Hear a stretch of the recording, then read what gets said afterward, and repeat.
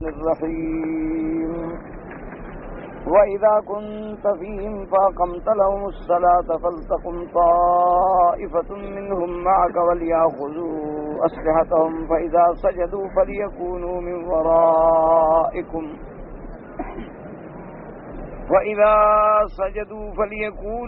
ورائكم ولتأت طائفة أخرى لم يصلوا فليصلوا معك وليأخذوا حذرهم وأسلحتهم ود الذين كفروا لو تغفلون عن أسلحتكم وأمتعتكم فيميلون عليكم ميلة واحدة ولا جناح عليكم إن كان بكم أذى من مطر أو كنتم مرضى أن تضعوا أسلحتكم وخذوا حذركم إن الله أعد للكافرين عذابا مهينا. قال المؤلف والمفسر رحمه الله تعالى أداب النفع بعلومه وعلومكم في الدارين آمين إلى أن قال ثم رواه أحمد عن غندر عن شعبة عن منصور به نحوه وهكذا رواه أبو داود عن سعيد بن منصور عن جرير بن عبد الحميد والنسائي من حديث شعبة وعبد العزيز بن عبد الصمد كلهم من منصور به وهذا إسناد صحيح وله شواهد كثيرة ومن ذلك ما رواه البخاري رحمه الله تعالى حيث قال حدثنا حيوة بن شريح قال حدثنا محمد بن حرب عن الزبيدي عن الزهري عن عبد الله بن عتبة عن ابن عباس رضي الله عنهما قال قام النبي صلى الله عليه وسلم وقام الناس معه فكبر وكبروا معه وركع الناس منهم ثم سجد وسجدوا معه ثم قام للثانية فقام الذين سجدوا وحرسوا إخوانهم فأتت الطائفة الأخرى فركعوا وسجدوا معه والناس كلهم في الصلاة ولكن يحرس بعضهم بعضا. اب مفسر رحمۃ اللہ علیہ صلاۃ الخوف کی صفت بیان فرماتی ہیں کہ نماز کیسے پڑھی جائے گی اور فرماتی ہیں کہ امام بخاری رحمۃ اللہ علیہ نے حضرت ابن عباس رضی اللہ تعالی عنہما سے روایت نقل فرمائی ہے کہ حضور پاک صلی اللہ علیہ وسلم کھڑے ہوئے اور لوگ بھی آپ کے ساتھ نماز میں کھڑے ہو گئے صفیں بنا کے. فکبر وکبروا معه حضور پاک نے تکبیر کہی انہوں نے بھی تکبیر کہی ورکع الناس منهم حضور پاک جب رکوع میں گئے تو پہلی صف جو تھی وہ بھی رکوع میں گئی. ثم سجد وسجدوا معه پھر حضور پاک نے سجدہ کیا تو انہوں نے بھی سجدہ کیا. اب حضور دوسری رکعت کے لیے اٹھے. ثم قام للثانیۃ فقام الذین سجدوا وحرسوا اخوانهم اب اس کے بعد وہ لوگ اٹھے جنہوں نے سجدہ بھی کیا اور اپنے بھائیوں کی حفاظت بھی کی. وَأَتَتِ الطَّائِفَةُ الْأُخْرَىٰ دوسری جماعت آئی فَرَكَعُوا وَسَجَدُوا مَعَهُ انہوں نے بھی حضور کے ساتھ رکوع کیا اور سجدہ کیا. وَالنَّاسُ كُلُّهُمْ فِي الصَّلَاةِ وَلَٰكِنْ يَحْرُسُ بَعْضُهُمْ بَعْضًا. اب یہ کیفیت یعنی پہلی کیفیت یہ تھی کہ بھئی اگر نماز خوف ہے تو امام کھڑا ہو گیا. امام نے جب نماز پڑھی تو ایک صف آ گئی امام کے پیچھے نماز پڑھنے کے لیے اور باقی دشمن کے سامنے کھڑے رہے. اب جب انہوں نے ایک رکعت پڑھ لی یعنی رکوع بھی کر لیا سجدہ بھی کر لیا اور امام دوسری رکعت کے لیے اٹھا تو یہ رکعت والے چلے گئے جو ایک پڑھ چکے تھے نا بس یہ ایک رکعت پڑھ کے چلے گئے اور دوسری جماعت آ گئی. انہوں نے آ کر پھر امام کے پیچھے اللہ اکبر کر کے کھڑے ہو گئے اور ایک رکعت ادا کی. تو اس شکل میں کیا ہو جائے گا امام کی 2 رکعتیں ہوں گی اور ان پڑھنے والوں کی ایک رکعت ہوگی. ایک صورت یہ ہے. دوسری صورت یہ ہے کہ بھئی امام کے پیچھے دونوں صفیں بنا کے اسلحہ لے کے تکبیر کہہ کے کھڑے ہو گئے. اب دونوں گویا دشمن کے سامنے کھڑے ہیں تو جب امام رکوع اور سجدے میں جائے تو اگلی صف جو ہے وہ تو رکوع اور سجدے میں چلی جائے لیکن پچھلی صف کھڑی رہے اسی طرح وہ حالت ہے قیام میں کھڑی رہے تاکہ دشمن پر نظر ہے اگر دشمن حملہ کرے تو سامنے کھڑے ہیں موجود ہیں. جب یہ حضرات رکوع کر لیں سجدہ کر لیں کھڑے ہو جائیں تو اب وہ پچھلے حضرات جو ہے وہ رکوع اور سجدہ کر لیں گے اور اس کے بعد جب یہ دوسری رکعت پڑھ لیں گے تو وہ دوسری پڑھ لیں گے یعنی دونوں نماز میں بھی رہیں گے اور ایک دوسرے کی حفاظت بھی کرتے رہیں گے. یعنی پچھلی صف اگلے کی حفاظت کرتی رہی اب جب اگلے والے کھڑے ہو گئے، پیچھے والے رکوع سجود کریں تو اب اگلے پیچھے والے کی حفاظت کر رہے ہیں۔ تو ایک کیفیت یہ بھی حدیث میں نقل کی گئی۔ اصل میں بات یوں سمجھ لیں کہ جنگ کے حالات بڑے مختلف ہوتے ہیں، کبھی تو یہ ممکن بھی نہیں ہوتا کہ آدمی جماعت کر سکے، تو لہذا ہر آدمی اکیلا اکیلا پڑھے۔ اچھا، کبھی یہ بھی ممکن نہیں ہوتا کہ آدمی سواری سے اتر سکے، تو ہر آدمی سواری پہ بیٹھے بیٹھے اشارے سے نماز پڑھ لے۔ کبھی یہ بھی ممکن نہیں ہوتا کہ رخ قبلے کی طرف کر سکیں، تو جدھر بھی رخ آئے بس ادھر نیت کر کے اللہ اکبر کہہ کے اشارہ کر کے نماز پڑھ لیں۔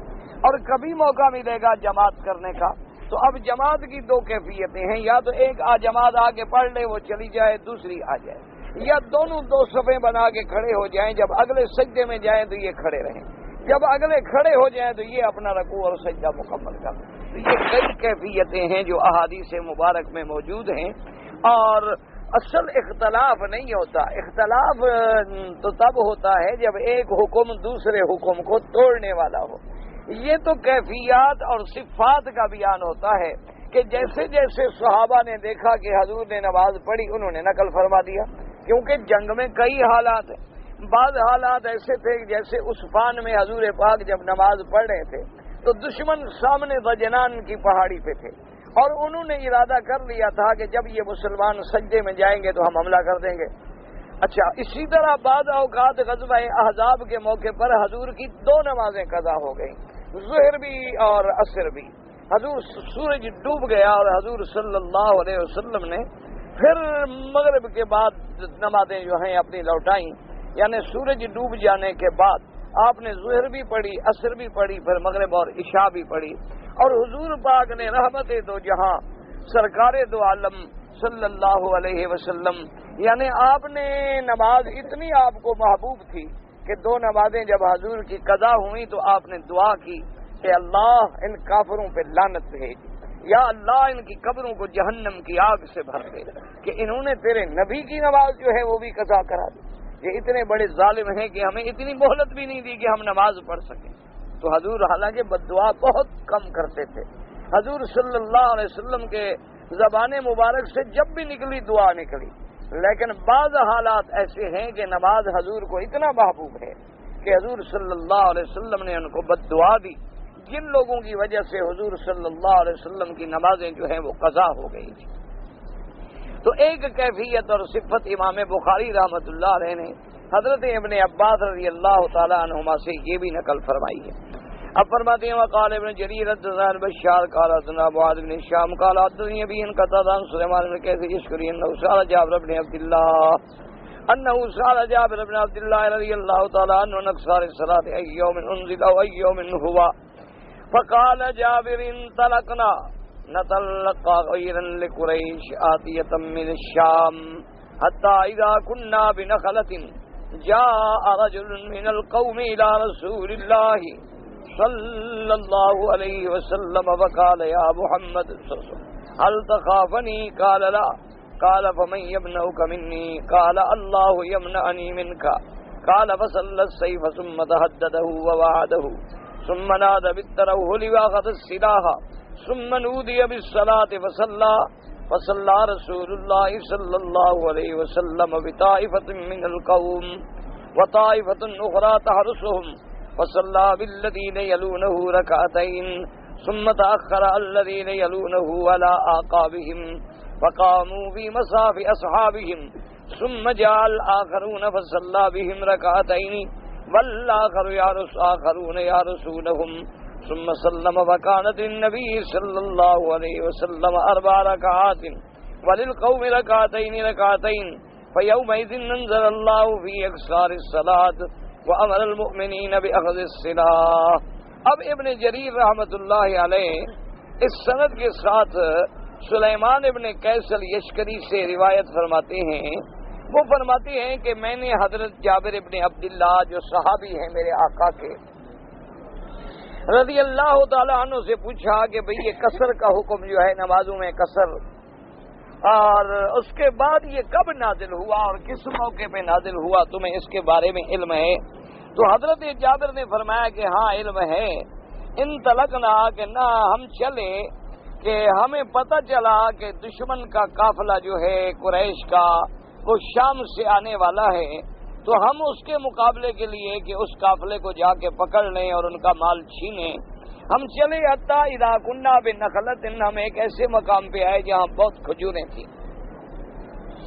فرماتے ہیں جاء رجل من القوم الى رسول اللہ صلی اللہ علیہ وسلم۔ اصل واقعہ یہاں اختصار کے ساتھ ہے۔ واقعہ یوں ہے کہ دوسری روایات میں احادیث مبارک میں اس کی تفصیل آئی ہے کہ اس سفر میں حضور صلی اللہ علیہ وسلم جب آرام فرمانے لگے، دن میں یعنی دوپہر میں تھوڑا آرام کرنے کے لیے رکے، تو تمام صحابہ جو تھے وہ دور دور پھیل گئے، چونکہ ہر آدمی چاہتا تھا کہ مجھے کچھ سائے کی جگہ مل جائے، تو سب حضرات کو جہاں جہاں کوئی چھوٹا موٹا سایہ کھجور کا، کسی اور چھوٹے درخت کا، پہاڑوں میں ساراؤں میں جیسے ہوتا ہے ملا، وہ وہاں جا کر لیٹ گئے اور اکیلے درخت کے نیچے حضور صلی اللہ علیہ وسلم لیٹ گئے، اور حضور پاک نے اپنی تلوار مبارک جو تھی وہ درخت کے ساتھ یوں لٹکا دی۔ اتفاق یہ ہے کہ دشمن جو ہے وہ چھپا بیٹھا تھا۔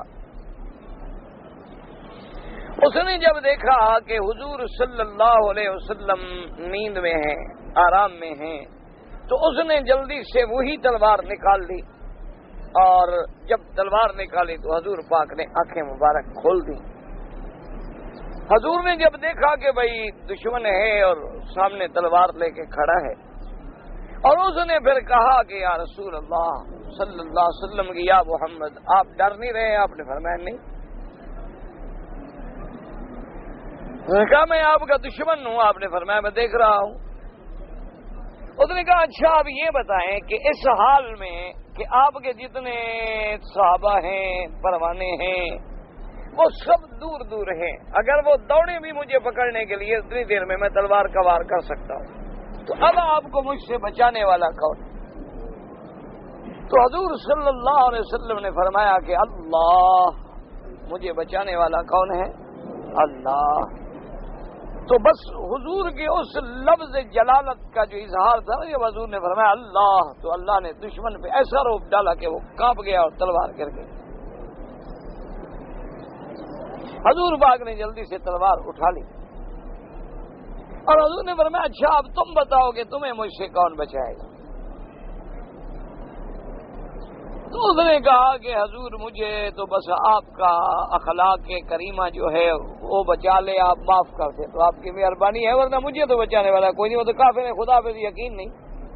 اور جب یہ دکھ آتا ہے، تکلیفیں آتی ہیں، تو جھوٹے خدا خود بخود بھول جاتے ہیں بندے کو۔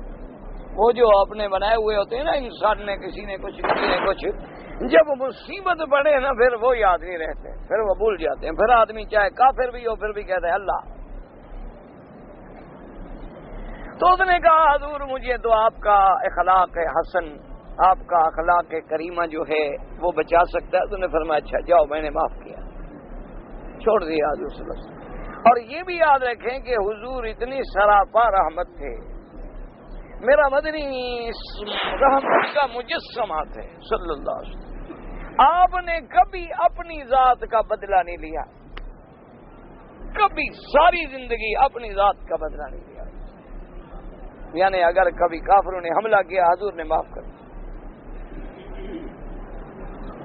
البتہ دین کا معاملہ آئے تو پھر حضور نے رعایت نہیں کی۔ جہاں معاملہ اللہ کا آ جائے، دین کا آ جائے، حدود کا آ جائے، پھر حضور رعایت نہیں فرماتے۔ لیکن جہاں حضور کا ذاتی معاملہ، اس سے بڑا کوئی دشمن ہو سکتا ہے کہ تلوار لے کے کھڑا ہو جائے اور کہے کہ کون چھڑائے گا؟ پھر بھی حضور فرمائے جاؤ، چھوڑ دیا۔ حضور صلی اللہ علیہ وسلم کو خیبر میں یہودیوں نے زہر دی،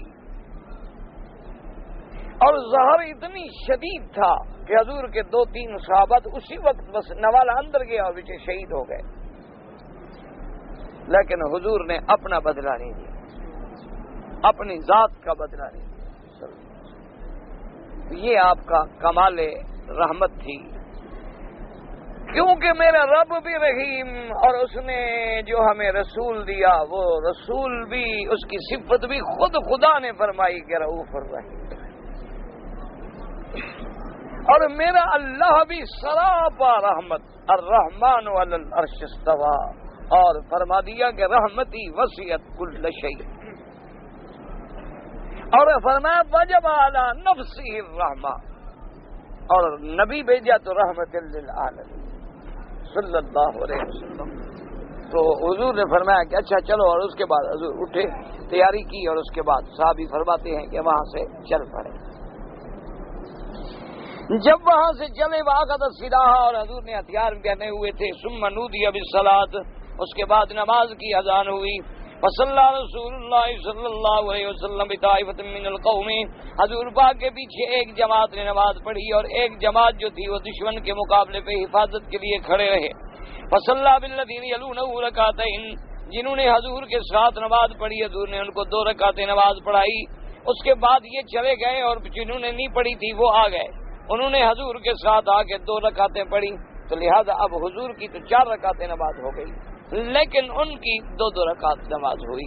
تو ایک طریقہ یہ بھی ہے. اب مفسر رحمۃ اللہ علیہ فرماتے ہیں کہ حضرت جابر بن عبداللہ فرماتے ہیں کہ پھر یہ آیت نازل ہوئی. اللہ تبارک و تعالی نے حکم دے دیا کہ اگر سفر ہے تو نماز قصر کریں، اگر خوف ہے تو پھر بھی قصر ہے، اور خوف کی کیفیات مختلف ہیں اور اس کے مطابق مختلف طریقوں سے نماز ادا کرنے کی اجازت ہے.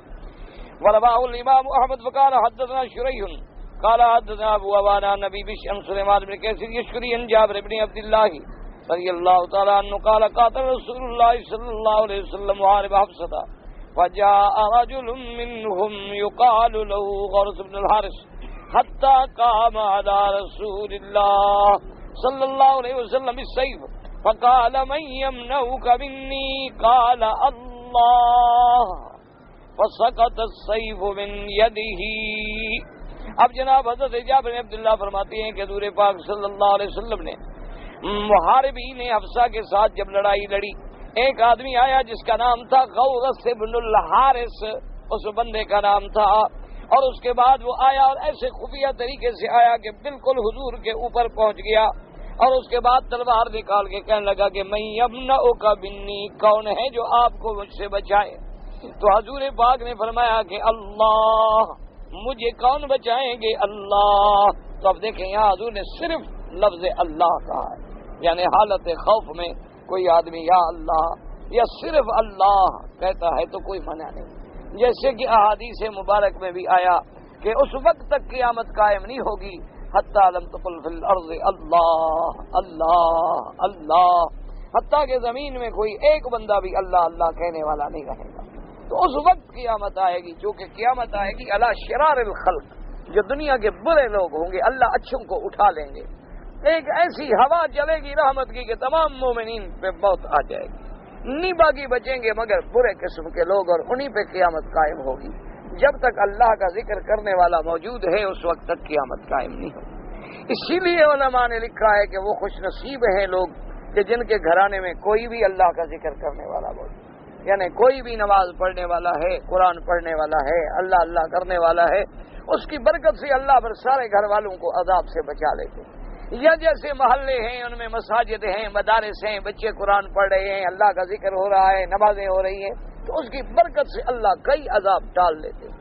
یہ تو بہت تھوڑی آزمائشیں ہم پہ آتی ہیں، ورنہ اگر اللہ ہمیں ہر گناہ پہ پکڑے تو اللہ نے فرمایا پھر زمین پہ تو کوئی جاندار چل بھی نہ سکے، کیونکہ کون ایسا ہے جس نے میری نافرمانی نہیں کی؟ کسی نے بڑی کی، کسی نے چھوٹی کی، لیکن گناہ تو سب سے ہوتے. اس لیے قرآن پاک میں ہے کہ وَلَوْ يُؤَاخِذُ اللَّهُ النَّاسَ بِظُلْمِهِمْ، اللہ تبارک و تعالیٰ اگر لوگوں کو ان کے ظلم پہ، ان کے گناہوں پہ، انہوں نے جو کچھ کیا پکڑ لے، مَا تَرَكَ عَلَىٰ ظَهْرِهَا مِن دَابَّةٍ، پھر زمین کی پشت پر تمہیں کوئی جاندار چیز چلتی ہوئی بھی نظر نہ آئے، سب کو پھر اللہ پکڑ کے ہلاک کر دے. لیکن یہ اللہ کا کرم ہے کہ یعفو عن کثیر، ہمارے بہت سارے گناہوں کو تو بخش دیتے ہیں، اور کبھی کبھی پھر ہمیں کوڑا بھی مارتے ہیں کہ بندہ بیدار ہو جائے، خواب غفلت سے جاگ جائے، توبہ کر لے، میرے دروازے پہ آ جائے، اصلاح ہو جائے. دیکھا ہے نا آدمی اگر معمولی سا کپڑا خراب ہو تو آدمی کہتے ہیں چھوڑو یار میں گھر میں خود دھو لوں گا. اگر زیادہ خرابی ہو تو کہتے ہیں بھائی ذرا صابن بھی لے آؤ، ایسے داغ نہیں جائے گا. اور اس سے بھی زیادہ خرابی ہو کہتے ہیں نہیں بھائی یہ گھر میں کہاں دھلے گا، دھوبی کو دو، اس کو ذرا آگ میں ڈالے گا، ذرا اچھی طرح چھٹکے گا پھٹکے گا پھر سیدھا ہوگا. یہ تو اسی طرح ہمارے بھی گناہ ہوتے ہیں، کبھی تھوڑا سا جھٹکا آتا ہے، کبھی درمیانہ آتا ہے، کبھی زیادہ آتا ہے. مقصد یہ ہوتا ہے کہ میرے بندے گناہوں سے پاک ہو جائیں اور میری دربار میں آئیں تو پھر عذاب سے بچ جائیں. ایسا نہ ہو کہ پھر ان کو قیامت کا عذاب بھگتنا پڑے. اس لیے اللہ اپنے محبوبوں کو دنیا میں تکلیف دے دیتے اور جو اللہ سے دور ہوتے ہیں وہ مزے کرتے ہیں۔ آپ دیکھ لیں کہ کافر کتنے مزے میں ہیں، آپ دیکھ لیں کہ فاسق فاجر لوگ جو ہیں، شرابی، کبابی، ظالم، ڈاکو، چور، لٹیرے، ملکوں کے ملک ہضم کرنے والے مزے میں، کوٹھیوں میں، کاروں میں، ہوائی جہازوں میں جھولتے ہیں، اور اللہ اللہ کرنے والے شام کو بھیک مانگ کے روٹی کھاتے ہیں۔ یہ اللہ کا ایک نظام ہے، یہ سمجھ قیامت والے دن آئے گا جب جزا کے فیصلے، کیونکہ میرے آقا کا فرمان ہے کہ لو کان الدنیا لہا قدر عند اللہ قدر جناح بعوضۃ لما سقا منها کافر شربۃ ماء قط او کما قال۔ حضور نے فرمایا کہ یہ دنیا جو ہے نا، اگر مچھر کے پر کے برابر بھی اللہ کے نزدیک اس کی کوئی حیثیت ہوتی تو اللہ کبھی اپنے دشمنوں کو نہ دیتے۔ یہ دنیا تو ہے مبغوض چیز، اسی لیے تو اللہ نے فرعون کو دی، قارون کو دی، حامان کو دی، ابو جہل کو دی، اسی لیے اللہ نے دولت دنیا سب دشمنوں کو دی ہے۔ اپنوں کو تو فقر دیا ہے، اپنوں کو تو فاقہ دیا ہے، اپنوں کو تو تکلیفیں ملی ہیں، اپنوں کو تو دکھ اٹھانے ملے ہیں۔ حضور کے راستے میں کانٹے بچھائے گئے، صحابہ کو انگاروں پہ لوٹایا گیا، صحابہ کو پھانسیوں پہ لٹکایا گیا، تو اپنے کے لیے تو امتحان ہی امتحان ہے۔ تو اس لیے ہمیشہ یاد رکھیں کہ یہ بھی اللہ کا کرم ہوتا ہے کہ کوئی دکھ آتا ہے، تکلیف آئے اور بندہ سنبھل جائے تو سمجھو اللہ کی رحمت۔ اب اس کے بعد فرماتے ہیں کہ حضور پاک سے کہنے لگا کہ میں یمنعک منی، کون بچائے گا آپ کو مجھ سے؟ فقال اللہ، تو اب بچانے والا کون ہے؟ حضور پاک نے کس کا نام لیا خوف میں؟ اور جو خوف میں بھی اللہ کا نام نہ لیں ان کے بارے میں آپ خود فیصلہ کریں۔ سنیں جی، ہم لوگ تو کہتے ہیں، تو ہمارے لیے تو ایک مہر آپ نے بنوائی ہوئی ہے سرکاری کہ بھئی جو بات ہم نے کی آپ نے کہا وہاں بھی ہے۔ انگریز بڑی فرسٹ کلاس مہر بنا کے دے گیا ہے ان کو کہ جو حق کہنے والا ہو کہہ دو وہاں بھی۔ میں نہیں کہتا، اس لیے آپ مجھے خود، جو لوگ ڈوبنے لگیں اور کہیں کہ بگر دابے بلا افتاد کشتی، مدد کن یا معین الدین چشتی، جو ڈوبنے کے وقت معین الدین کو پکاریں، عبد القادر جیلانی کو پکاریں، بہاول حق کو پکاریں، غیر اللہ کے نعرے لگائیں، یا غوث یا پیر یا دستگیر، میرا محمد تو خدا کو پکاریں۔ اب آپ خود فیصلہ کر لیں کہ ان کا عمل حضور سے ملتا ہے یا مخالف۔ اللہ نے آپ کو بھی تو عقل دی ہے، کوئی مولویوں کے پاس نرالی عقل تو نہیں ہوتی، وہ بھی تمہاری طرح بندے ہیں، اسی معاشرے کی پیداوار ہیں، انسان ہیں۔ تم نے بھی تو غور کیا نا کہ اگر آدم پہ مصیبت آئی تو کس کو پکارا، اور یونس علیہ السلام مچھلی کے پیٹ میں قید ہوئے تو کس کو پکارا، ایوب علیہ السلام کو بیماری نے پکڑا تو کس کو پکارا، یوسف قید میں گئے تو کس کو پکارا، اور میرے مدنی باغ پہ مصیبتوں کے پہاڑ ٹوٹے تو کس کو پکارا۔ تو اگر تم ان سب کے خلاف ہو تو تمہاری مرضی، تم جانو، تمہارا کام جانو۔ باقی یہ کہنا جی کہ وہ تو اللہ کے محبوب تھے، اللہ ان کی سنتا تھا اور ہماری سنتا نہیں، اس لیے ہم ان بزرگوں کو کہتے ہیں کہ بھئی ہماری خدا نہیں سنتا، تو یہ بھی قرآن سے کفر ہے۔ قرآن کہتا ہے اذا سألک عبادی انی فانی قریب اجیب دعوت الداع اذا دعان، میں ہر پکارنے والے کی پکار سنتا ہوں۔ اللہ نے فرمایا ظالموں میں تو شیطان کی بھی سنتا ہوں۔ نہ ابلیس لعین کو جب اللہ نے حکم دیا کہ مردود نکل جاؤ، اس نے کہا اللہ میاں مجھے مہلت دو، کس سے مانگی؟ تو پھر اللہ نے دی کہ نہیں دی؟ تو شیطان ہی خدا سے مانگے، انبیاء بھی خدا سے مانگے، اور یہ جو غیروں سے مانگے معلوم پتہ نہیں یہ کس پارٹی کے ہیں، نہ تو انبیاء کی پارٹی میں ہے نہ شیطان کی پارٹی میں ہے، یہ پتہ نہیں کوئی تیسری طاقت کون سی ہے، ہمیں تو آج تک سمجھ نہیں آیا۔ ابھی شیطان ہے، مردود ہے، ملعون ہے، رجیم ہے، یعنی جس پہ اللہ کی پھٹکار ہے، اس کو بھی پتا ہے کہ اس کے سوا دینے والا کوئی، اور جو محبوب ہیں ان کو بھی پتا ہے کہ ان کے اس کے سوا دینے والا کوئی نہیں۔ اور ہم جناب کہتے ہیں جی بادشاہ کو جو ملنا ہو تو وزیر کے بغیر بھلا مل سکتا ہے؟ یہ مولوی تقریریں کرتے ہیں، پتہ نہیں ان کو قبر میں نہیں جانا، قیامت نہیں ہوگی۔ اللہ کو مثال دے رہے ہیں بادشاہ کے ساتھ۔ جب اللہ کے ساتھ مثال دی جائے تو آدمی مسلمان ہوتا ہے کافر ہوتا ہے؟ کیوں؟ اس کی شان کیا ہے؟ لیسا کا مثل ہی، اس کی تو مثال ہی کوئی نہیں۔ تو پھر یہ کیا بادشاہ اور وزیر اور دربار اور مشیر، اللہ کو کس کے ساتھ ملا رہے ہو؟ دنیا کے بادشاہوں کے ساتھ؟ غور کرو، خدا کا خوف کرو، مرنا نہیں ہے، قبر میں نہیں جانا، آگے کوئی سوال جواب نہیں ہوگا۔ اس کی تو مثال ہی نہیں، جب تم نے مثال دی تو بندہ تو کافر ہو گیا۔ اور اگر مثال بھی دے رہے ہو تو وہ بھی تو قیاس سے فاسد ہے کہ یہ تو وزیروں کی ضرورت وہاں ہے جہاں کوئی نہ سنے، اور جو خود عرشوں سے اتر کے آسمان دنیا پہ آ کے پکارے کہ ہے کوئی مانگنے والا، اس کے لیے کوئی سفارش کی ضرورت ہے؟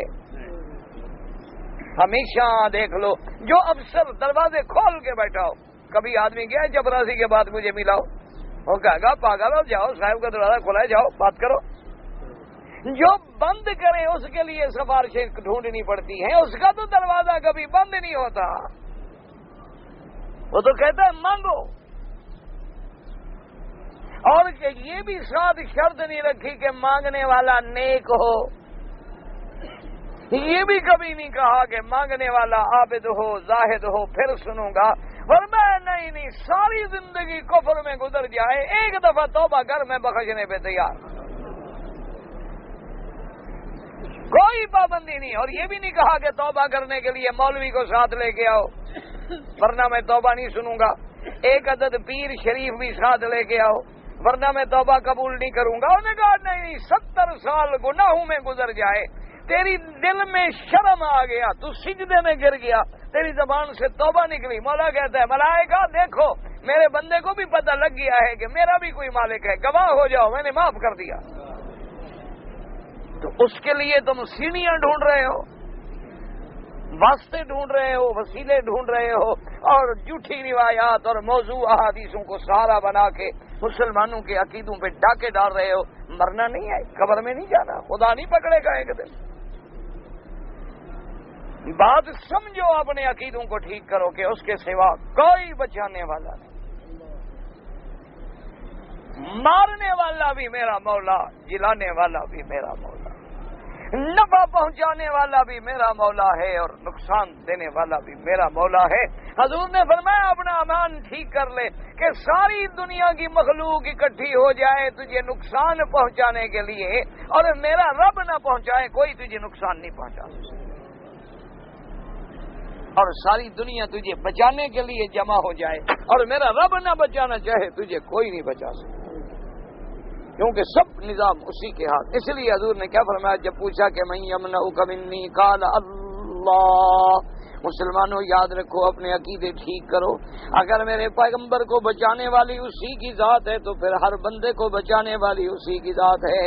لیکن اللہ فرماتا ہے یہ بندہ اتنا ناشکرا ہے، اذا انعمنا علی الانسان اعرض ونأى بجانبه وَإِذَا مَسَّهُ الشَّرُّ فَذُو دُعَاءٍ عَرِيضٍ۔ فرمایا جب میں اس بندے پہ انعام کرتا ہوں، پیسہ دیتا ہوں، راحت دیتا ہوں، اولاد دیتا ہوں، بچے دیتا ہوں، مجھے بھول جاتا ہے، اور جب میں پکڑ لیتا ہوں تو پھر لمبی لمبی چوڑی چوڑی مجھ سے دعائیں مانگتا ہے، پھر مجھے پکارتا ہے۔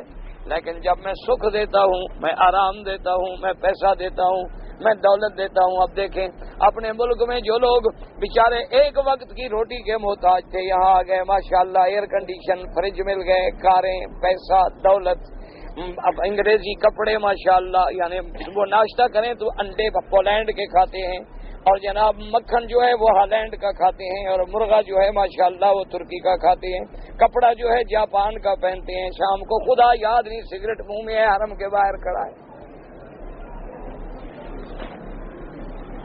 انا للہ و انا الیہ راجعون۔ اب رمضان شریف آ رہا ہے، لوگ روزے رکھیں گے، ان کے دن فلموں میں گزریں گے۔ جب روزہ زیادہ ستائے گا تو کہیں گے لے آؤ یار شطرنج لے آؤ، گلڈو شڈو لے آؤ، کھیلتے ہیں۔ ان بدبختوں کو یعنی رمضان میں بھی خدا یاد ہے۔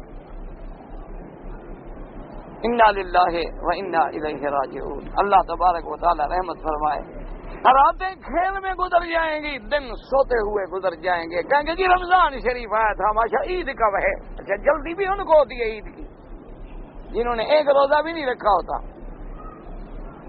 روز آئیں گے جناب، عید اس دفعہ 29 کی ہو رہی ہے کہ 30 کی، بھی میں کوئی چاند پہ رہتا ہوں.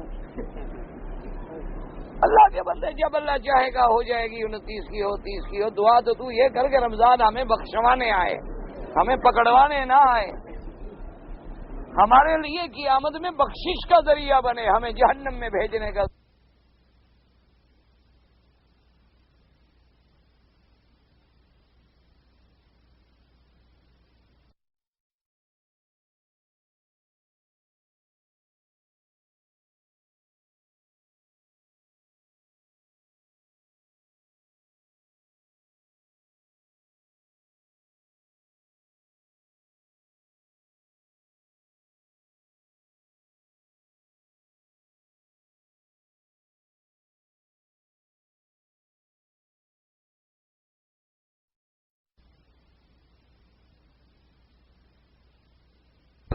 رمضان بھی ملے اور بخشا نہ جائے.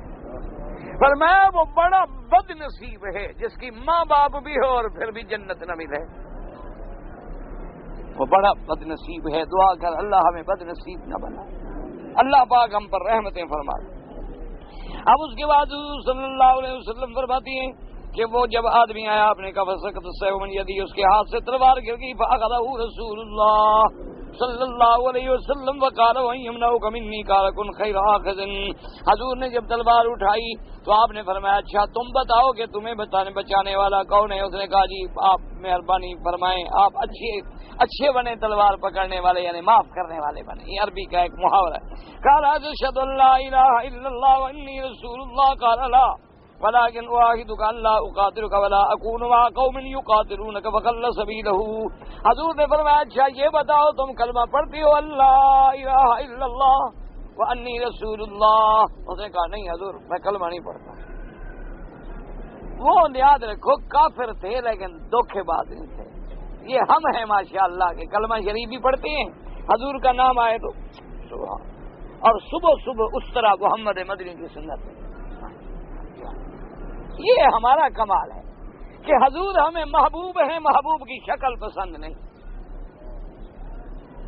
حضور محبوب جی کملی والے کے غلام دیوانے، لیکن 2 تولے بال رکھنے کے لیے تیار نہیں سنت کے. اور جی ہم تو حضور کے روضے مدینے کے نام پہ قربان ہو جائیں، نماز نہیں پڑھتے. سبحان. اور جی حضور کا معراج مبارک آئے گا نا، میں 100 دیگ پکاؤں گا، نماز کون پڑھے گا؟ اور جی نماز تو غریب پڑھتے ہیں نا، میرے پاس تو پیسے ہیں، میں تو دیگیں پکا کے حضور کو خوش کر لوں گا، جھنڈیاں لگا لوں گا، دیگیں پکا لوں گا، معراج منا لوں گا. انا للہ و انا الیہ راجعون. یہ کافر ہے. کھل کے بات تو جس نے کہا حضور نے فرمایا کلمہ پڑھتے ہو؟ اس نے کہا نہیں پڑھتے، مار دے. اسی لیے حضرت بخاری فرماتے تھے کہ ایمان ہو تو ابو بکر کا ہو، ایمان ہو تو ابھی بکر کا ہو، اور کفر ہو تو پھر ابھی جہل کا ہو. فرماتے تھے پر جہنم میں بھی تو بندہ ادھر آکڑ شکڑ کے تو جائے نا. پھر کافر بنے تو پکا بنے. یہ کیا آدھا بٹیر آدھا تیسر، کہ کلمہ نبی کا پڑھ لیا اور نظام کافروں کا ہے. سارے مسلمان ماشاءاللہ، لیکن قانون لارڈ مکالے کا ماشاءاللہ. بندوں کی توہین پہ تڑپ جاتے ہیں لیکن صحابہ کی توہین پہ کسی کو کانٹا بھی نہیں لگتا. پھر وہ وکیل کہاں ہوتے ہیں تمہارے؟ اور دعا کرو اللہ ان کی بھی ہدایت کے فیصلے کرے. ہم تو بس کعبے میں دعا کر سکتے ہیں، اور تو ہمارے پلے میں وہی ہے کچھ. مولوی کے پلے میں کیا ہوتا ہے؟ زبان ہوتی ہے، کہہ دیا یا دعا کر لی، تاکہ قیامت والے دن تم یہ نہ کہہ سکو کہ ہمیں مسئلہ نہیں پہنچا. یہ ہم کہہ دیں گے اللہ میاں تو نے زبان دی، ہم نے تیرا دین پہنچا دیا. نہیں مانتے تو ہم کیا کر سکتے ہیں؟ ہمارے ہاتھ میں کوئی طاقت ہے؟ ہمارے ذمے تو نے اتنی بات لگائی تھی کہ تأمرون بالمعروف وتنہون عن المنکر، کہ بھلائی کا حکم کرو برائی سے روکتے رہو. ہم نے اپنا مقدور بھر زور لگا لیا، ہم نے سفر کیے، ہم نے تکلیفیں برداشت کی، ہم نے دریاؤں میں سفر کیے، اندھیری راتوں میں سفر کیے تیرا دین پہنچانے کے لیے. اور یہ بھی تیرا شکر ہے کہ تو نے توفیق دی، ورنہ تو ہم جیسے تو کئی کبوتر اڑاتے مر جاتے ہیں۔ تو اس لیے اب دیکھو اس نے کہا حضور بات یہ ہے کہ میں کلمہ تو نہیں پڑھتا، البتہ میں یہ وعدہ کرتا ہوں کہ آج کے بعد نہ میں آپ سے لڑوں گا نہ آپ کے دشمنوں کی کبھی مدد کروں گا، یہ وعدہ میں کرتا ہوں، کلمہ میں نہیں پڑھتا۔ حضور نے فرمایا اچھا جاؤ، وہ چلا گیا۔ فقال جئتکم من عند خیر الناس فلما حضرت الصلاۃ صلی رسول اللہ صلی اللہ علیہ وسلم صلاۃ الخوف۔ اب وہ بندہ جب واپس گیا اپنے لوگوں کے پاس، لوگوں کو کہنے لگا کہ آج میں ساری دنیا کے بہتر بندے کو مل کے آیا ہوں، ساری کائنات سے افضل، ساری کائنات سے خیر، یعنی محمد الرسول اللہ صلی اللہ علیہ وسلم۔ اب اس کے بعد جناب حضور پاک صلی اللہ علیہ وسلم جب نماز کا وقت آیا، آپ نے نماز خوف کا حکم دیا۔ فکان الناس طائفتین، اب لوگ جو تھے وہ دو حصوں میں دو جماعتیں بن گئیں، طائفۃ بإذاء العدو وطائفۃ صلوا مع رسول اللہ صلی اللہ علیہ وسلم۔ ایک جماعت دشمن کے مقابلے پہ رہی اور ایک جماعت نے حضور کے ساتھ نماز پڑھی۔ وصلى بالطائفة الذين معه ركعتين وانصرفوا وكانت الطائفة الذين كانوا بإذاء العدو ثم انصرف الذين كانوا بإذاء العدو وصلوا مع رسول الله صلى الله عليه وسلم ركعتين فكان لرسول الله صلى الله عليه وسلم 4 ركعات وللقوم ركعتين تفرد به من هذا الوجه۔ اس حدیث مبارک میں بھی یہ آیا کہ حضور کی تو 4 رکعتیں ہو گئی لیکن ان کی 2 رکعتیں ہوئیں، اور پہلے جو حدیثیں آپ نے پڑھی ہیں اس میں یہ تھا کہ حضور کی 2 رکعتیں بنی اور ان کی 1 رکعت بنی، وہ الگ صورت ہے۔ وقال ابن ابی حاتم حدثنا احمد بن سنان قال حدثنا ابو قتادہ عمرو بن الحسن قال حدثنا مسعودی عن يزيد بن الفقير قال سألت جابر بن عبد الله رضي الله تعالى عنه عن الركعتين في السفر يكثر ما قال الركعتان في السفر تمام۔ حضرت جابر ابن عبداللہ سے ہم نے پوچھا کہ ہم جو 2 رکعتیں پڑھتے ہیں سفر میں کیا یہ نقصان یعنی کثر والی؟ ہم نے فرمایا ہے تو کثر لیکن اللہ ان کا ثواب پورا دیتے ہیں، یہ سفر میں ہیں ہی 2 ہی 2، بس یعنی اللہ نے سفر میں گویا 2 رکھی تھی۔ کثر کہتے ہیں جب 1 ہو، انما الکثر واحدۃ عند القتال، کہ جب لڑائی ہو تو 1 رکعت جب پڑھیں گے تو وہ کثر ہے۔ بینما نحن رسول اللہ مع رسول اللہ صلی اللہ علیہ وسلم فی قتال، ہم حضور کے ساتھ ایک جنگ میں شریک تھے، اذ اقیمت الصلاۃ وقام رسول اللہ صلی اللہ علیہ وسلم فصف طائفۃ وطائفۃ وجاء قبل العدو فصلى بهم ركعة وسجد بهم سجدتين ثم الذين خلفوا انطلقوا إلى أولئك وقاموا مقامهم ومكانهم نحو وجاء أولئك وقاموا خلف رسول الله صلى الله عليه وسلم فصلى بهم ركعة وسجد بهم سجدتين ثم إن رسول الله جلس وسلم الذين خلفه وسلم أولئك فكانت لرسول الله صلی اللہ علیہ رکعتن ثم قرأ اذا كنت فيهم فاقمت لهم الصلاۃ۔ اب حضرت جابر ابن عبداللہ رضی اللہ تعالیٰ عنہ اس روایت میں یہ بیان فرماتے ہیں، انہوں نے فرمایا کہ یاد رکھو کہ گھر میں 4 رکعت پوری اور سفر میں 2 رکعت جو ہیں یہ تمام ہے، کثر نہیں، بلکہ کثر تب ہے ان خفتم ان یفتنکم الذین کفروا، کہ جب خوف ہو، قتال ہو، لڑائی ہو، جیسے کہ ایک لڑائی میں ہم حضور کے ساتھ تھے تو ایک جماعت دشمن کے سامنے کھڑی رہی، ایک جماعت نے حضور کے ساتھ 1 رکعت پڑھی، پھر یہ وہاں آ گئے دشمن کے مقابلے پہ اور یہ حضور کے پیچھے چلے گئے، تو لہذا لوگوں نے جو ہے وہ تو 1 رکعت ادا کی، یہ کثر ہے، اور حضور پاک کی جو تھی وہ 2 رکعتیں ہو گئیں۔ تو اب اس حدیث مبارک میں یہ ثابت ہوتا ہے، تو بہرحال اصل مسئلہ وہی ہے جیسے میں نے عرض کیا ہے کہ جنگ کے حالات بھی مختلف ہوتے ہیں اور کیفیات اور صفات صلاۃ بھی مختلف ہوتے ہیں، کیونکہ جب کبھی جنگ تو ایسی بلا ہوتی ہے اللہ رحمت فرمائے کہ آدمی جماعت نہیں کر سکتا تو پھر اکیلا بھی پڑھنا پڑے گا، کبھی ایسے حالات ہوتے ہیں کہ آدمی سواری سے بھی نہیں اتر سکتا تو آدمی کو سواری پہ بیٹھے بیٹھے نماز ادا کرے۔ اچھا کبھی ایسا ہوتا ہے کہ دشمن ادھر ہے تو اب کعبہ شریف کی طرف رخ بھی نہیں ہو سکتا، تو مجبوری ہے نہیں ہو سکتا نہ ہو، جدھر بھی چہرہ ہے ادھر، کیونکہ نماز کسی حال میں نہیں بخشی جائے، یعنی نماز چاہے تندرست ہے، چاہے بیمار ہے، چاہے گھر میں ہے، چاہے سفر میں ہے، چاہے دشمن سامنے ہے، کسی حال میں نماز کی تخفیف نہیں ہو سکتی۔ اللہ نے جو رعایت دی ہے وہ تو دی ہے، لیکن یہ سوچیں کہ نماز چھوٹ جائے، نماز اللہ تبارک و تعالیٰ نے کسی حال میں بھی نماز معاف نہیں فرمائی۔ دعا کریں کہ اللہ آپ کو بھی، ہمیں بھی، ہماری اولادوں کو بھی ہر مسلمان کو نمازی بنائے۔ دعا کرو مسلمان نمازی بن جائے نا، سارے جھگڑے ختم ہو جائیں۔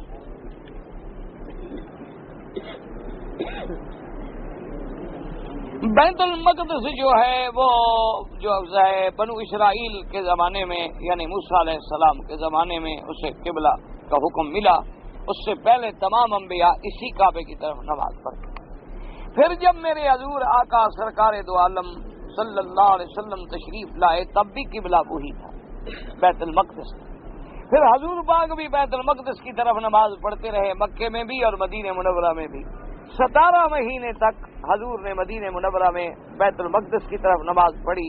اس کے بعد اللہ کا حکم آیا فَوَلِّ وَجْهَكَ شَطْرَ الْمَسْجِدِ الْحَرَامِ، اب حضور نے بیت المقدس کو چھوڑ کے پھر مسجد الحرام کو قبلہ بنا دیا۔ اصل میں اللہ کی اور تو کروڑوں حکمتیں ہوں گی، لیکن جو بڑی معروف حکمت تھی وہ یہ تھی کہ کبھی اسے کعبہ بنایا اور کبھی اسے کعبہ بنایا اور پھر اسے کعبہ بنایا، تاکہ قیامت تک کوئی کافر، کوئی ہندو، کوئی وثنی، کوئی مشرک یہ نہ کہہ سکے کہ ہم اگر پتھر کے پجاری ہیں تو تم بھی تو پتھر کو سجدہ کرتے ہو۔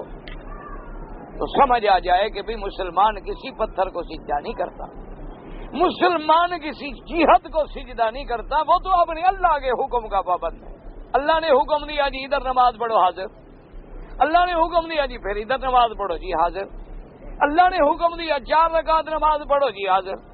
اللہ نے حکم دیا سفر میں 2 رکعت پڑھو، جناب حاضر۔ جنازے میں رکوع نہ کرو، سجدہ نہ کرو، کھڑے کھڑے پڑھ لو، حاضر۔ اچھا بھی اگر تم جنگ میں ہو، نیچے نہیں اتر سکتے، سواری پر پڑھو، حاضر۔ اشارے سے پڑھ لو، حاضر۔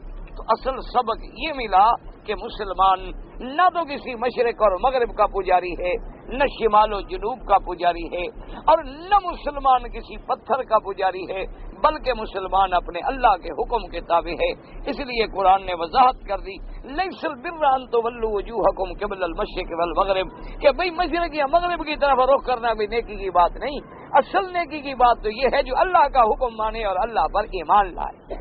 اس لیے اللہ تبارک و تعالیٰ کے کعبے کی تبدیلی میں یہ حکمتیں ہیں کہ کوئی دشمن یہ نہ کہہ سکے۔ دیکھو نا وہ کہتے جی ہم بھی تو اگر سورج کی طرف رخ کر کے عبادت کرتے ہیں، تم بھی تو ایک قبلے کی طرف رخ کر کے عبادت کرتے ہو۔ اگر ہم نے بھگوان بنائے ہوئے ہیں پتھر کے، تو تمہارا بھی تو پتھر کا گھر ہے، اس کے اندر پھرتے ہو، چومتے ہو، بوسے دیتے ہو۔ تو اللہ نے وضاحت کر دی کہ نہ، مسلمان میرے حکم کا پابند ہے۔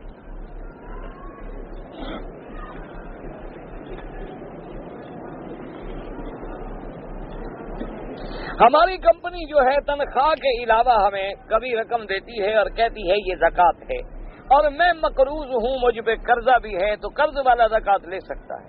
جو بھی آدمی مقروض ہے، جس پہ قرضہ ہے، وہ زکوٰۃ لے سکتا ہے۔ لیکن یاد رکھا کرو قرضے کی بھی کیفیات ہوتی ہے۔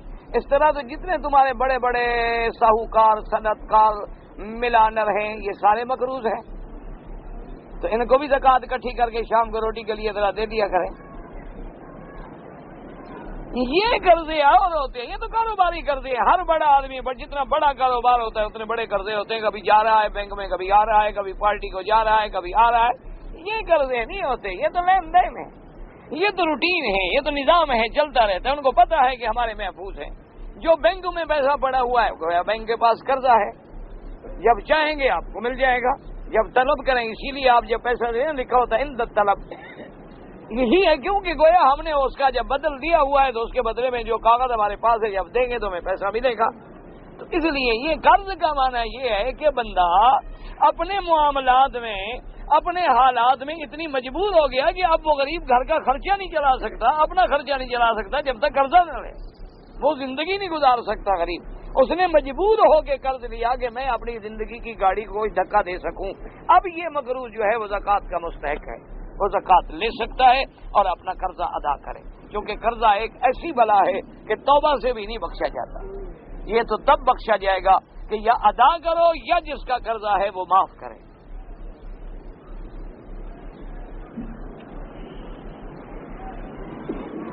کہتا ہے جی کہ بعض لوگ ہلکے بنا کے ذکر اللہ کا کرتے ہیں۔ اللہ کا ذکر جو ہے چونکہ اس کا اصل قرآن میں موجود ہے، حدیث میں موجود ہے، اس لیے کوئی منع نہیں۔ ابھی تم نہیں پڑھ رہے تھے کہ حضور نے کس کا نام لیا؟ تو یہی اللہ کا ذکر، اور کیا ہوتا ہے؟ حضور نے فرمایا من قال لا الہ الا اللہ آگے ہے دخل الجنہ. اور اسی طرح حضور نے فرمایا کہ تم مجھے اکیلا یاد کرو گے تو میں بھی تمہیں اکیلا یاد کروں گا، اور تم مجھے جماعت میں یاد کرو گے تو میں بھی تمہیں ملائکہ کی جماعت میں یاد کروں گا. تو جس چیز کا اصل قرآن میں ہو یا حدیث مبارک میں ہو وہ بدعت نہیں ہوتی. جس کا اصل ہی قرآن و حدیث میں نہ ہو، صحابہ کے عمل میں نہ ہو، وہ چیز بدعت ہوتی ہے. قرآن مجید کا چومنا جو ہے بھائی کسی حدیث میں تو ثابت نہیں ہے. علماء نے لکھا ہے کہ کسی نے ادبن اور احترام، مقصد ہے قرآن کا ادب، تو چومنا بھی اگر بطور ادب ہے تو نے کہا کوئی حرج نہیں، لیکن کسی صحابی سے یا ہمیں کسی حدیث مبارک میں ایسا واقعہ ملا نہیں. اصل ادب ہے قرآن پہ عمل کرو. شرط اور انعام میں کیا فرق ہے؟ شرط اور انعام میں بڑا فرق ہے. شرط تو ہوتی ہے نا کہ بھائی ہم دوڑ لگاتے ہیں 2 آدمی، اگر میں جیت گیا تو تم مجھے 1000 دو گے، تم جیت گئے تو میں تمہیں 1000 دوں گا. یہ ہے شرط. انعام تو یہ ہے کہ ہم 10 آدمی دوڑ رہے ہیں، جو سب سے آگے دوڑ گیا اس کو انعام مل گیا، کیونکہ اب اس نے تو کوئی شرط نہیں لگائی ہوئی بدلے میں کہ ہار گیا تو یہ، یا تم جیتے تو میں دوں گا، یا میں جیتا تم دو گے. یہ تقابل میں شرط ہوتی ہے. انعام تو ایک طرف سے ہے نا کہ بھی 10 آدمی دوڑ رہے ہیں، 10 گھوڑے دوڑ رہے ہیں، ہم نے کہا اچھا بھی جو جیت جائے گا ہم اس کو 100 ریال انعام دیں گے. تو یہ انعام ہے. انعام اور شرط میں آسمان و زمین کا فرق ہے. نماز جنازہ پڑھنے کا طریقہ جو ہے جی کہ امام جب تکبیر کہے تو پہلے ثنا اور اس کے بعد درود اور پھر اس کے بعد دعا. اور امام احمد ابن حنبل اور امام شافعی رحمۃ اللہ علیہ فرماتے ہیں کہ تکبیر کے فوراً بعد سورت فاتحہ، اور دوسری تکبیر کے بعد درود شریف، اور تیسری تکبیر کے بعد دعا، اور چوتھی تکبیر کے بعد سلام.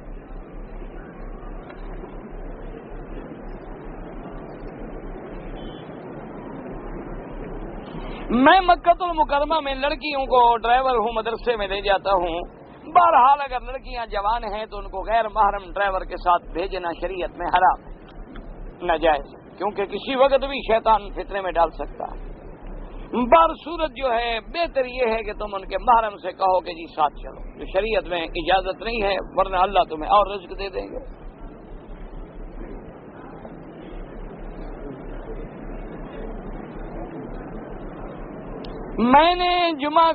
میں چھٹی کا پاکستان گیا تھا، مدینہ منورہ میں 10 دن رہ کے آیا ہوں. کمپنی نے مکہ مکرمہ میں تبادلہ کر لیا ہے، وہاں سے عمرے کا ارادہ کیا تھا. بہرحال چونکہ تمہاری ڈیوٹی تھی کوئی حرج نہیں، اب چاہو تو عمرہ کر سکتے ہو. حضور کے نام پہ قربانی بالکل جو بھی چاہیں، حضور نے امت کے لیے قربانی کی ہے.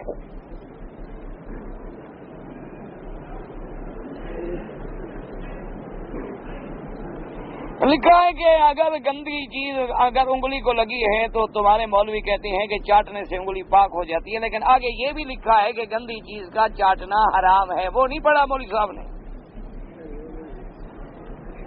آدھا پڑھتے ہیں. آخر خدا کو تو جواب دینا ہے نا، بندوں کو جواب نہ دو.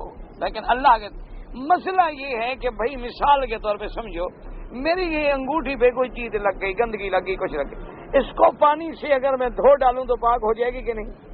تو مقصد یہ ہے کہ جب یہ چیز یہاں سے زائل ہو جائے تو چیز پاک ہو جاتی. اگر کوئی تھوک سے بھی دھو ڈالے تب بھی پاک تو ہو جائے گی. لیکن چاٹنا آگے لکھا ہوا ہے کہ حرام ہے. وہ اگلا لفظ تم نے نہیں پڑھا، آدھا پڑھا کے لوگوں کو گمراہ کرتے ہو، تو اللہ ہدایت دے. ہم تو صرف دعا کر سکتے ہیں، ہم تو کسی مولوی کو برا نہیں کہتے. جو برا کہنے والے ہیں وہ اپنے اللہ کو خود جواب دیں. ہم تو کسی کو برا نہیں کہتے، ہم تو کہتے ہیں سب اچھے ہیں، صرف میں برا ہوں.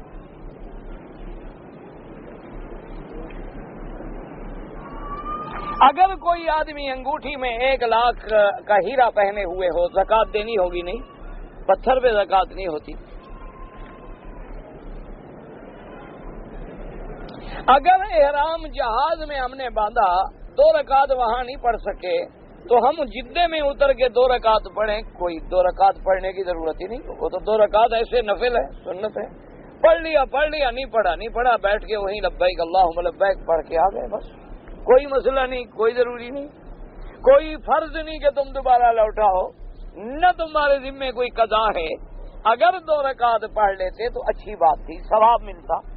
لیکن اگر نہیں پڑھ سکا، جہاز ہے ابھی، اب میں کہاں وضو کروں، او بھائی دین تو اتنا آسان ہے، تم سیکھنا بھی تو چاہو۔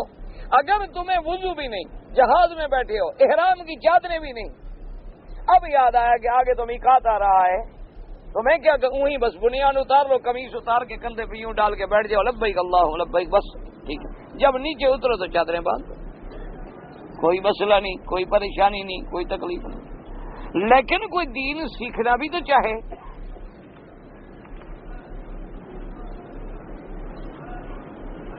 کہتے جی سفر میں اگر نماز کا وقت ہو جائے تو عورت اپنے چہرے کو چھپائے رکھے۔ بھائی عورت کے چہرہ نماز میں چھپانا ضروری نہیں، یعنی اگر نماز میں عورت کا چہرہ کھلا ہو تو نماز ہو جائے گی، لیکن اگر لوگ ہیں آگے فتنہ ہے تو پھر تو چھپا سکتی ہے۔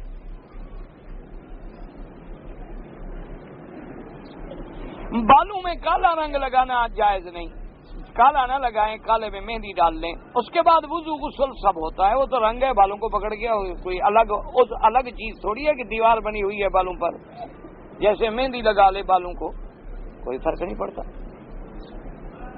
حضور پاک کا نام جو ہے 3-4 مقام پہ قرآن میں آیا ہے، باقی مقامات پہ حضور کی صفت کا ذکر ہے۔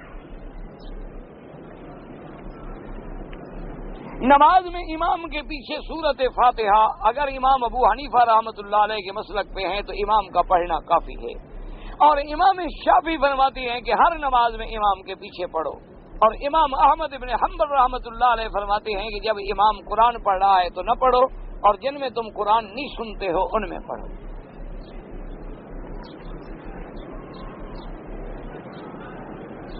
ہم نے سنا ہے کہ بی بی مریم اور بی بی آسیہ حضور کی قیامت میں بھی یہاں آئے، حدیث میں موجود ہے، بی بی بنے گی۔ اجوا کھجور جو ہے اس کے لیے وہ جو ہم نے حدیثوں میں پڑھا ہے یہ ہے کہ 7 دانے، کہ صبح نہار منہ 7 دانے اجوا کے کھا لے تو اللہ تبارک و تعالیٰ اس کو سحر سے بھی اور زہر سے بھی محفوظ رکھتے ہیں۔ اللہ پاک رحمت فرمائے۔ لیکن یاد رکھو یہ ہمارا ایمان ہے، لیکن جس دن تقدیر فیصلہ کر لینا آدمی کھاتا ہی نہیں، یہ اللہ کا نظام ہے، وہ ہو کے رہتا ہے کہ جب تقدیر آتی ہے نا پھر آنکھیں کام نہیں کرتی، پھر تدبیریں سب دم توڑ دیتی۔ اللہ کی تقدیر تو تقدیر ہے نا، ورنہ یہ ہے کہ ہاں آدمی کھا لیتا موت سے بچ جائے، کوئی بچ سکتا، موت آنی ہے۔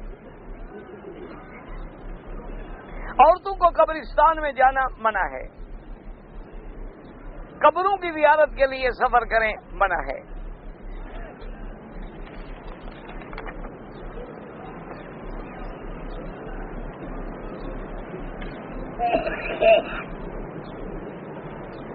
لڑکا لڑکی تو خوش ہیں، لیکن لڑکے کی والدہ چاہتی ہے کہ بیٹا طلاق دے دے۔ بہرحال اگر دونوں میاں بیوی مطمئن ہیں تو والدہ کو راضی کرنے کی کوشش کریں اور طلاق نہ دیں، اپنا گھر برباد نہ کریں۔ پتہ نہیں شب رات جو ہے وہ لیلۃ القدر ہوگی رمضان میں، باقی 15 شعبان کی رات کے بارے میں کوئی صحیح حدیث مبارک نہیں ملی۔ علماء کے قول ہیں، بزرگوں نے لکھا ہے، بہت بڑے مقامات پہ اور بڑے بڑے اللہ والوں نے ذکر کیا ہے، لیکن کسی حدیث مبارک میں نہیں ملا۔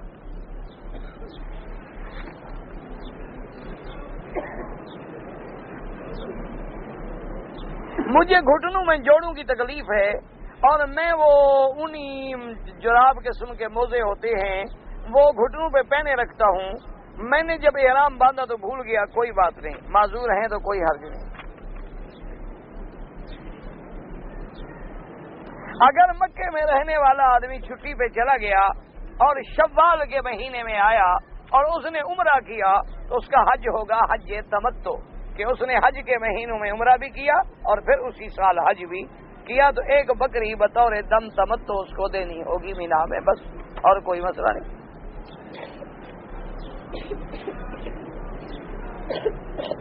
اگر ایک شادی شدہ عورت ہے اور اس کے خاوند نے اس کو کسی دوسرے آدمی کے ساتھ غلط حالت میں بھی دیکھا ہے تو اس کی سزا کیا ہے؟ سزا تو قانون دے گا، بندہ تو خود تو سزا نہیں دے سکتا، نہ خاوند کو سزا دینے کا اختیار ہے، بلکہ اس کی ذمہ داری تھی کہ وہ 4 گواہ لائے اور اس کے بعد جا کے عدالت کو مطلع کرے اور عدالت اس کو سنسار کر دے گی۔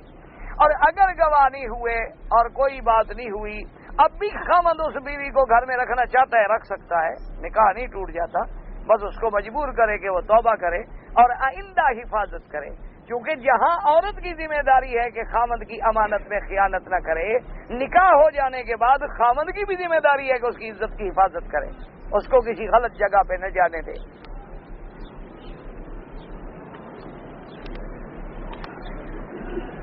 زکوٰۃ 50,000 ہو یا لاکھ تو 2.5% دینی ہے، حساب کر لیں بس 2.5%، یعنی 100 پہ 2.5 ریال، تو 1000 پہ کتنے ہو گئے؟ 25 ریال، لاکھ پہ کتنی ہو گئے؟ 2,500 تقریباً۔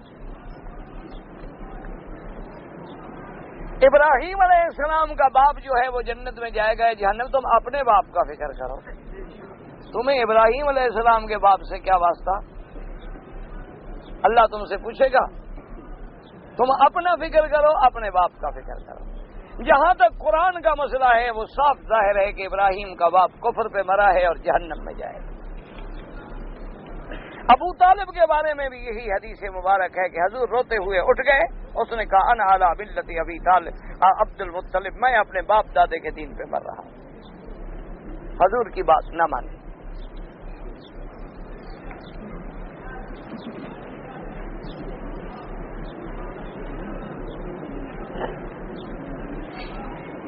ایک آدمی میں نے کہا کہ تم داڑھی نہ مڈاؤ، تو اس نے کہا کہ اللہ پاک قیامت میں دل دیکھتے ہیں، شکل نہیں دیکھتے، تو دل ٹھیک ہوگا تو شکل بھی ٹھیک ہوگی، تو دل ٹیڑھا ہے تو شکل سنت کے مطابق نہیں نا۔ دیکھو نا جی، تم جو درخت لگاتے ہو، اوپر درخت آتا ہے تو اس کا پھل دیکھ کے پتہ لگتا ہے نا یہ کھجور ہے یا آم ہے، تو جب شکل میں سنت ہوگی تو معلوم ہوگا کہ دل میں بھی ایمان ہے، جب شکل میں سنت کا پھل نہیں ہوگا تو معلوم ہوا اندر بھی کچھ نہیں، تو فیصلہ تو موجود ہے، پھر قیامت کی دیر کرنے کی کیا ضرورت ہے؟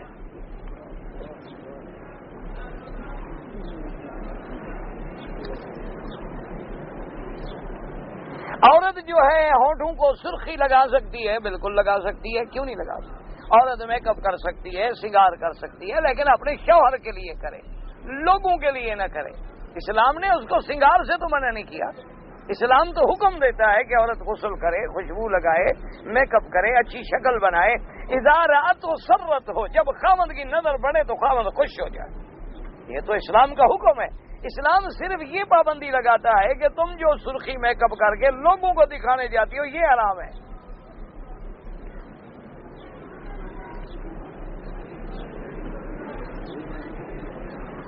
چھوٹی تصویر ہوتی ہے، اس کو گھر میں، چھوٹی ہو یا بڑی، تصویریں گھر میں نہ رکھا کریں۔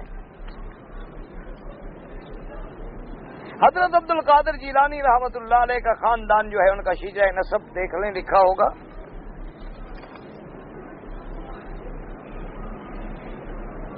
میں اپنی والدہ کو بلانا چاہتا ہوں جدہ ایئرپورٹ سے، میں محرم بن سکتا ہوں؟ بھئی اگر بوڑھی ہیں تو وہ تو پھر آ سکتی ہیں عورتوں میں، اگر جوان ہے تو غیر محرم کے بغیر سفر نہ کرے۔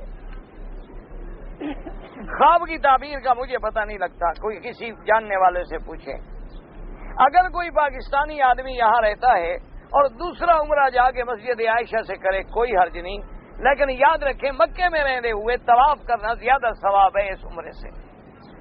اصل عمرہ وہ ہوتا ہے جو اپنے ملک سے آتے ہوئے کرتے ہو، یا مدینہ منورہ جائیں تو میقات سے کریں گے، طائف جائیں تو میقات سے کریں گے۔ یہ عمرہ علماء احناف اور شوافع کے نزدیک جائز ہے، کوئی منع نہیں، لیکن افضل سب کے نزدیک طواف ہے۔ والدین کے لیے حج عمرہ سب ہو سکتا ہے۔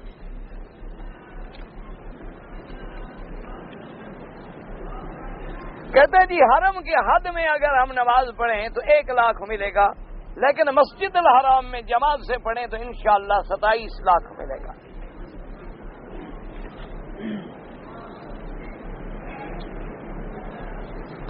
میرے والد جو ہیں جی عمرے کے لیے پاکستان سے آئے، لیکن بغیر احرام باندھے ہوئے جدہ پہنچ گئے، ماشاءاللہ، تو آئے کیا کرنے تھے؟ انہوں نے پھر راستے میں ایک پیٹرول پمپ سے احرام باندھا، ماشاءاللہ، عمرہ تو جناب ہو گیا، لیکن میقات کا ثواب بھی نہ ملا اور ایک بکری دم بھی ادا کرے مکے میں۔